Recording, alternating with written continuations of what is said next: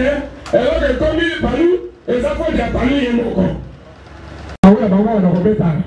Ouais, donc il est, les gars, autour de la vie. Peut-être ça va partir de votre achat. Alors, bidon de parler et subir l'injustice et monnaie. Mais quand on a vu ça, ça allait si là. J'aime petit coup. Allez, on est déjà. Pour abandonner ma conviction, la vie. Comme ça, le meilleur dit, c'est le jeu de l'élection de ce cabine. Vous avez militaire à ma casse.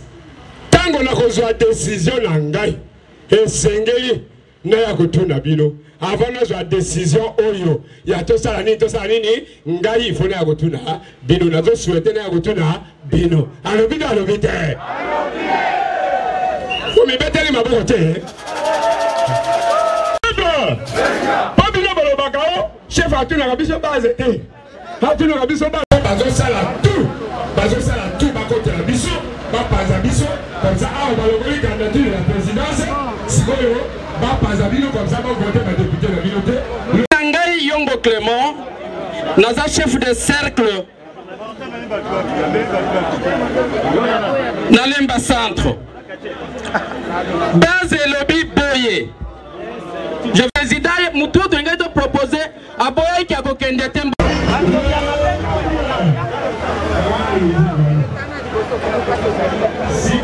Tête à tête, il y a chef du parti, Antoine Gizenga. Base, la délégation Nyonso. Accord signé entre le président Joseph Kabila et Soukindenge Nini et Boteli Palo Nini Yamalam Likelemba.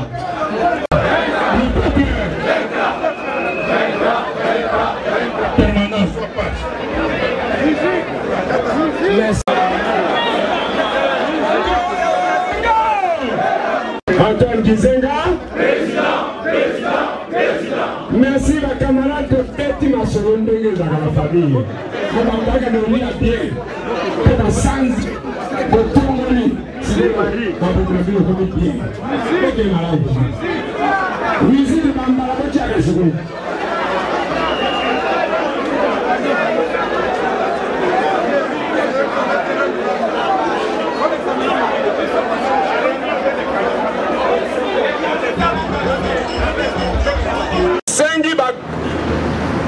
Groupe Nyonso ya bato bati na badelege na ba asalaki réunion mune na réunion wana atuni bango motuna mokonzi azali wana takotali kuna kokosala ni poso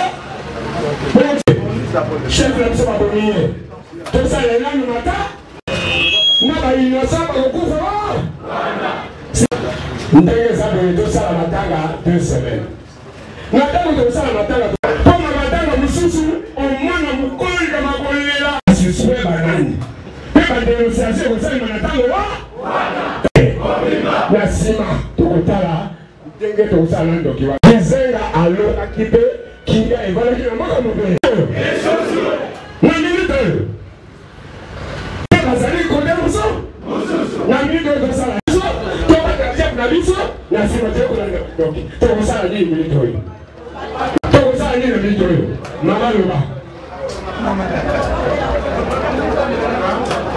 mokonzi na biso bilina sebodimi yango ezabongo ya ataka mwindako palu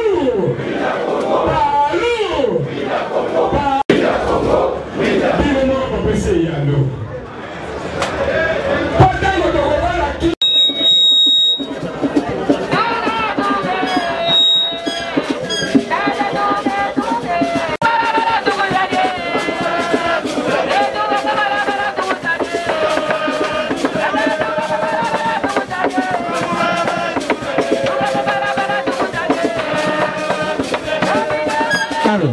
pouvoir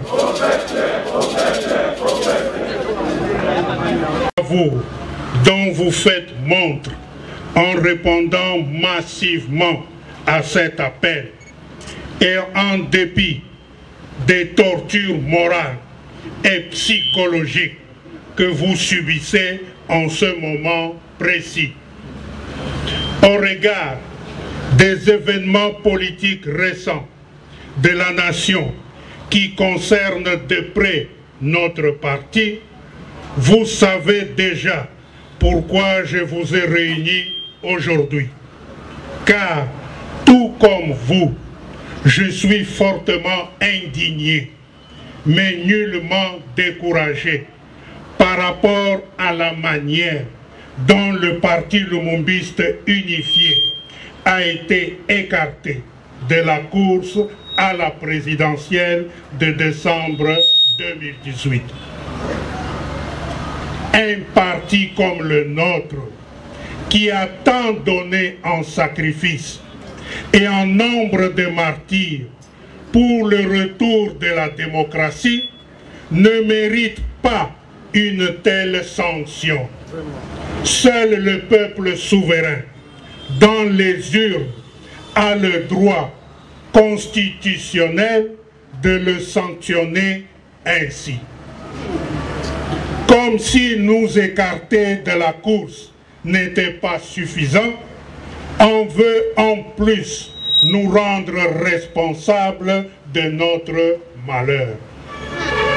Le parti lumumbiste unifié PALU, mon parti, ne triche pas et ne l'a jamais fait, car c'est de bonne foi que nous avions rempli toutes les conditions pour le dépôt de nos candidatures aux élections à tous les niveaux. Et c'est de mauvaise foi des tierces personnes au service de nos adversaires de toujours, à savoir la droite, qui nous avons été écartés de la course à l'élection présidentielle par un jugement taillé sur mesure de la Cour constitutionnelle. Le parti a fait l'objet d'une injustice et c'est en cela que réside notre totale désapprobation. Camarades, c'est dans de tels moments difficiles et d'adversité que nous devons resserrer davantage nos rangs. En ce moment de détresse, ne nous laissons pas séduire par le mal, car le mal n'est pas dans notre nature. Par de telles injustices, on cherche à nous faire abandonner nos convictions pour nous mettre en contradiction avec les aspirations de notre peuple. Montrons à la face du monde ce dont les lumumbistes sont capables quand ils sont unis. Le PALU ne détruira jamais la démocratie pour laquelle il a tant lutté. En tout cas, pas de mots vivants. Camarades, sachez-le, que tous les acquis de notre jeune démocratie n'ont été possibles que grâce à votre indéfectible engagement pour une cause juste et votre grand sens de responsabilité. Si vous perdez espoir, quel espoir restera-t-il au peuple congolais? C'est vous, militants du PALU, qui avez toujours été en première ligne pour que le peuple congolais recouvre son pouvoir de souverain primaire. Je vous le dis ainsi, car certains d'entre nous, dans l'adversité de ce jour, sont séduits par des colporteurs de bonne aventure, comme quoi j'aurais moi-même retiré ma candidature à la présidentielle ou qu'on aurait fait pour moi. Ne vous fiez pas à ces pécheurs en eau trouble, envoyés vers vous dans le seul et unique but de nous empêcher de nous organiser pour valablement compétir dans ces élections et de se moquer de vous après avoir réussi réussi, ils sont là, après avoir réussi leur seule besogne à la solde de l'impérialisme. Dans ce qui nous arrive, camarades, semble-t-il qu'il n'y a plus de recours légal, mais il y a toujours un dernier recours, celui des urnes, dont la sanction est celui du souverain primaire. Et cette sanction est définitive. Ne ratons pas ce rendez-vous. Réarmons donc le moral des troupes afin de barrer la route à ceux qui veulent notre destruction, notre défaite et notre disparition.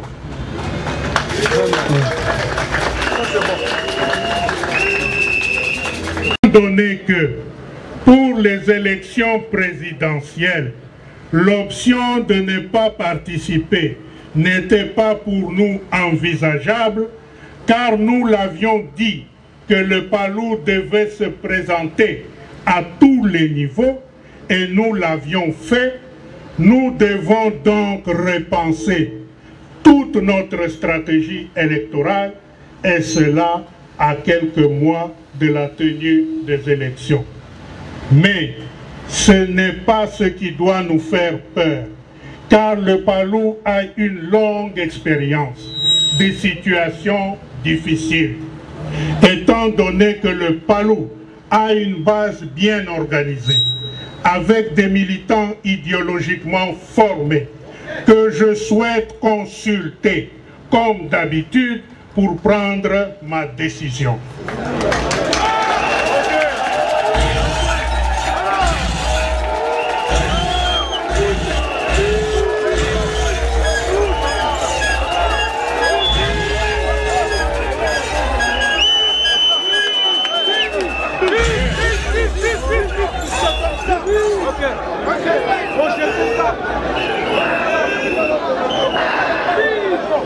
Mais ce n'est pas ce qui doit nous faire peur, car le PALU a une longue expérience des situations difficiles.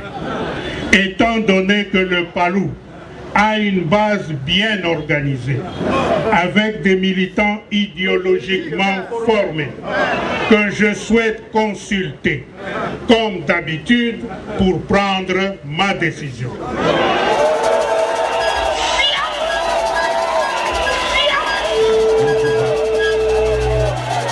Babana di babana, babana di babana.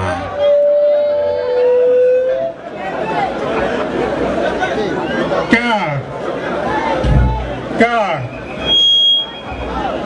telle est notre ligne de conduite.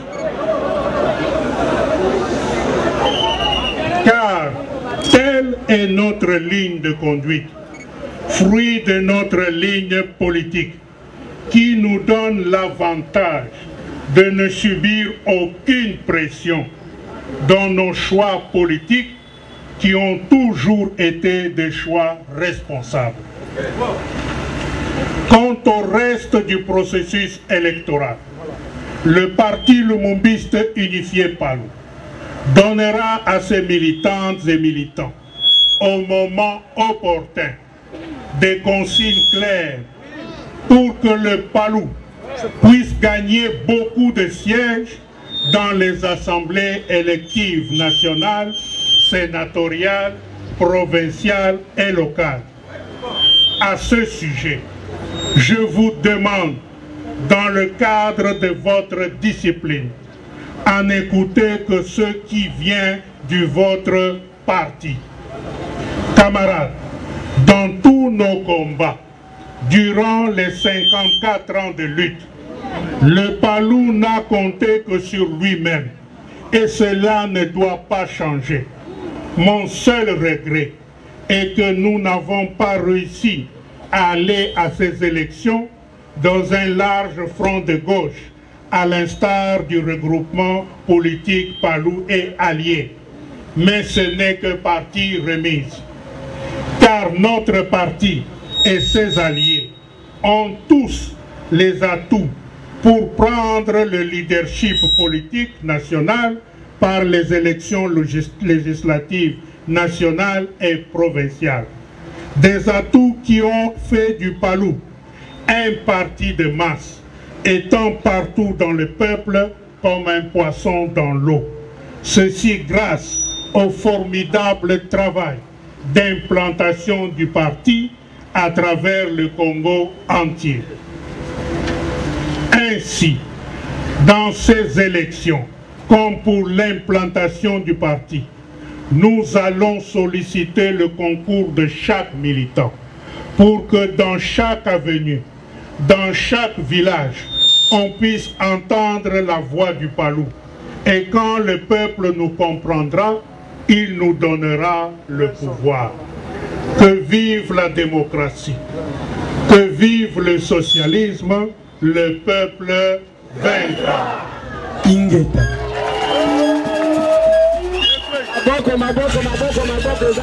Chef du parti, c'est là qui vit le nyonso.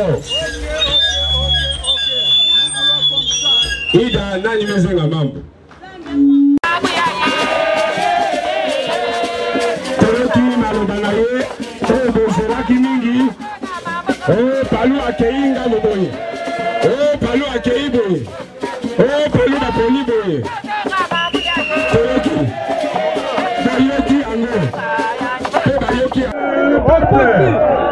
Oyo alingi Palu akolingaka libota ezala.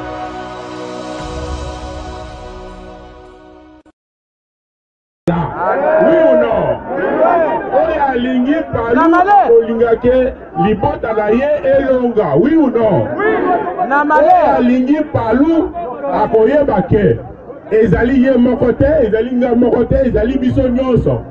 Il faut makanisi ezala partager. Bon étant poété. Alors, est-ce que les lots toye jugement?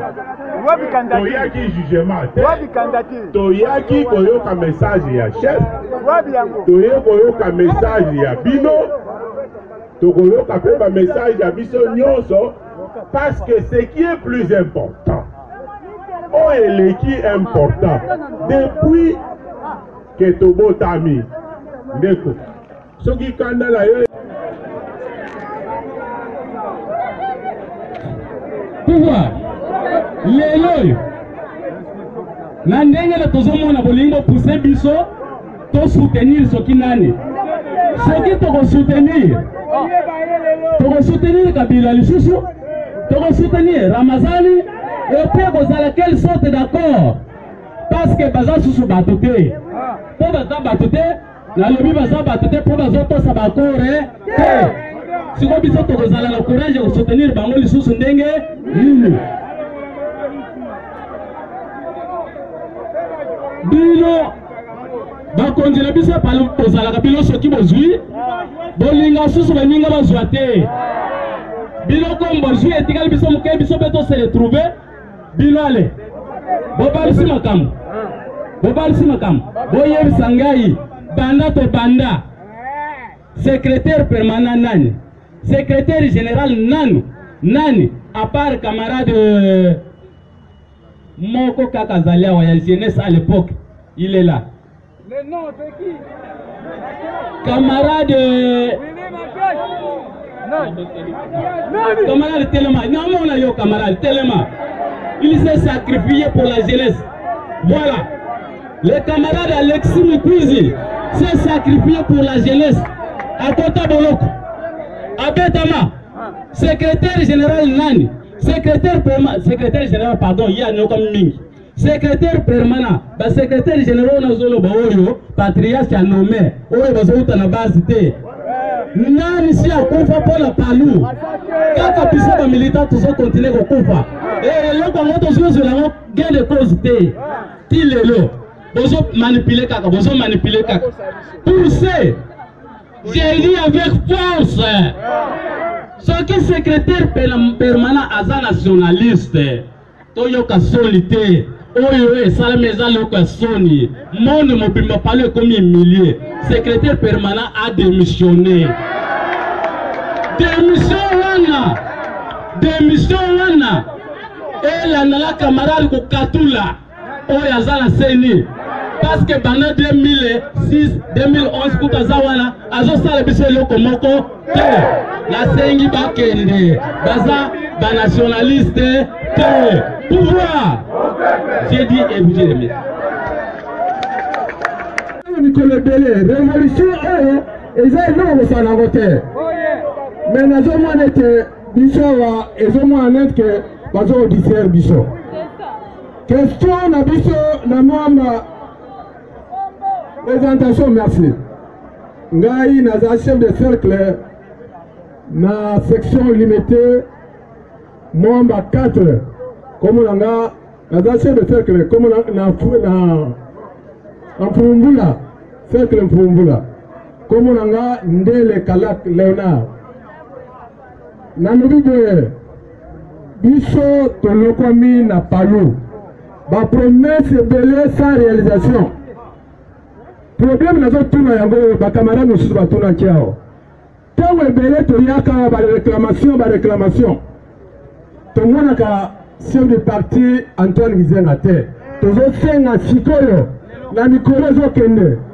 azalaka na biso face à face bilobela eleki mingi Kizenga akoma mokolo Kizenga alalaka pongi Kizenga boye na boye ezoko décourager biso pendant que eza bongo te biso moko tomwanaka ye azwaka badoléance na biso tozwaka mpe baidee na ye baligne de conduite na ye tozwaka biso moko topesaka kuna parce que oyo bolobaki politique ya palu eza symétrique mais ekomi antisymétrique c'est-à-dire ezouta likolo ezosuka na base oyo ezotina likolo baza kopesa yango te badéclaration ya base nyonso moko te tozozwa résultat ya malamu lelo tozalaki na camarade lelo tozalaki na camarade Muzitu tozalaki kosala batelier ensemble bayesa biso bureau politique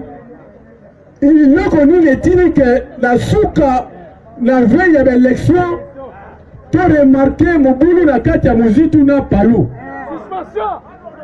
eza nini et puis bureau politique leader yango ya bureau politique oyo azorepresente Gizenga comme na ye nani boyebisa biso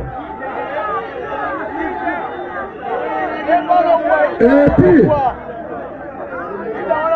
biso tozalaki awa tokabula ezalaki likelemba tokabulaki baministère na biso baza koyinga moko bozoyebisa biso bozela tozozela baélection tokozwa mobima lelo tozwi te candidature na biso eza rejeté sikoyo botie biso wapi pouvoir bacamarade ezala distraction te bapapa oyo bayaka réunion bayaka kosakana te tozolibere Congo tozolibere parti tozolibere Congo ye moko alobi tolibere mpe continent mobima mais biloko wana bamwina ezokoleka tolibere Congo quand et puis ndenge bacamarade mosusu balobaki awa tozalaki na grand hôtel na présence ya bato nyonso organisme nyonso ezalaki mokolo wana lelo bafaillir na baccord na bacontrat tosignaki na président Kabila lelo balobi na nsima na ye dauphin na ye batangi komo mosusu mais soki ezalaki koma patriarche moko te akokaki kodute parce que elobamaki na miso ya bato nyonso est-ce que azokobanga est-ce que eza haute politique eza nini bayebisa biso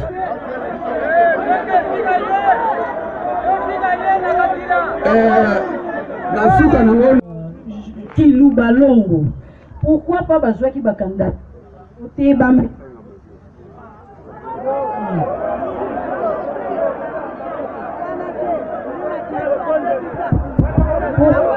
qui va candidature na bango te ba memango na seni en plus vers 18h niveau ya tombe toyoki que Antoine poser candidature pour na nini candidature ya Antoine Kizenga babenga ba militant na ba base tout bakende kotika candidature ya Antoine Kizenga pona nini te.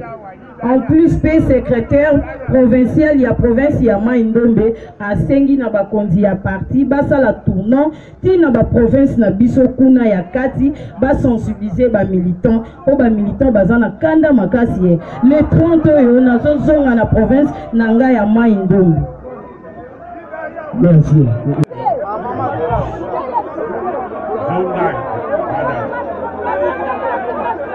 Le peuple.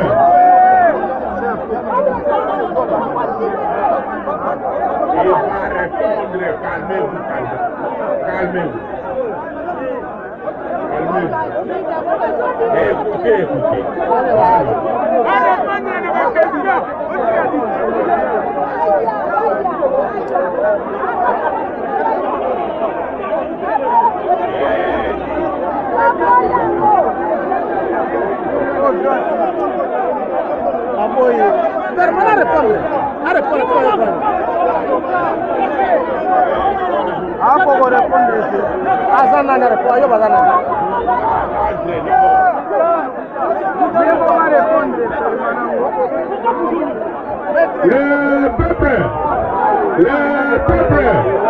Le peuple, camarades, boyoka bien, camarades, boyoka bien, tozali palou, parti lumumbiste unifié, tozali parti, tozali organisation, soki organisation esili moyen bolonga ekozala te. C'est comme ça ezali loi universelle. Tala barabe, napesa bino exemple. Barabe bazali 300 millions. 300 millions. Israéliens bazali 8 millions. Jamais 300 millions okokaka kolonga 6 millions, 8 millions. Pourquoi organisation?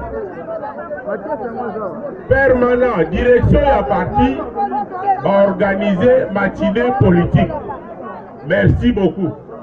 Toyebaki que le peuple oyo aligné palou akolingaka libota ezala. Oui ou non? Oyo aligné palou akolingaka libota na ye elonga. Oui ou non? Oyo aligné palou akoyeba ke ezali ye moko te, ezali nga moko te, ezali biso nyonso. Il faut makanisi ezala partager. Boyeto boyete. Alors, est-ce que lelo toye jugement? Toyaki jugement te. Toyaki koyoka message ya chef.